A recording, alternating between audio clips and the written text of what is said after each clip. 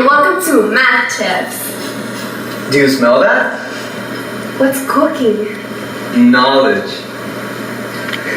Today I'm going to teach you how to make some y=x pizzas. When we have y=x pizzas, that means that our y values are exactly the same as our x values. For example, if we have one bread, that will be equal to exactly one portion of cheese. And if we have two breads, that will be equal to exactly 2 portions of cheese. For the first part of these pizzas, our x-axis is going to be the bread and our y-axis is going to be the cheese. Our first ingredient is the bread and next is the pizza sauce.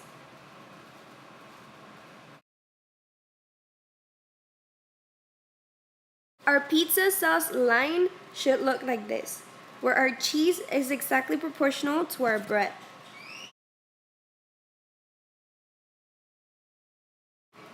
The next ingredient is the cheese. But what if we want extra cheese? In that case, we would have a y=2x pizza, in which our cheese is twice the amount of bread.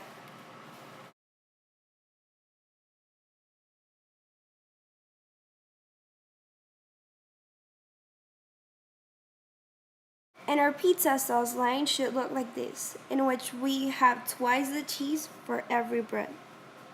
If we want less cheese, for example, half the amount of cheese, that would be a y=1/2x pizza, where for one bread we have half a portion of cheese.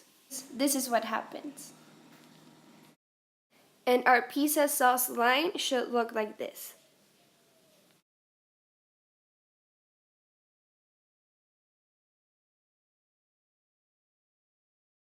My friend Bob the Butcher knows I really like pepperoni pizza, so for my birthday, he gave me 3 portions of pepperoni as a gift. For this next step, our x-axis is going to be the bread and our y-axis is going to be the pepperoni.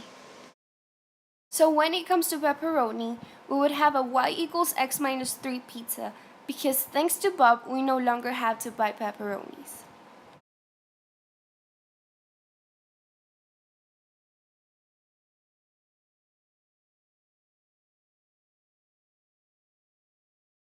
And the graph of our pizza would look like this.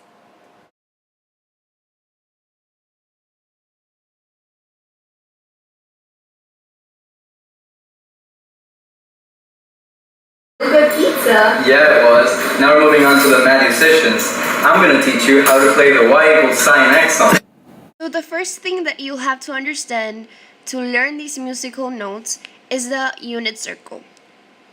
The first musical note is a low E, which is expressed as y=sinX. Amplitude of the graph is how tall it is. And in the function, it is found right here. So in this case, the amplitude will be the absolute value of 1, which means that the higher it will go it's at 1, and the lower it will go is at -1.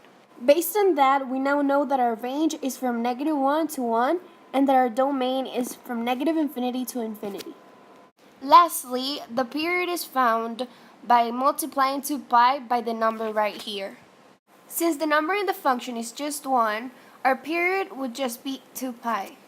The next musical note is a mid-E and is expressed as y=2sinX and sounds like this. The last musical note is a high E and is expressed as y=4sinX. You can see the pattern.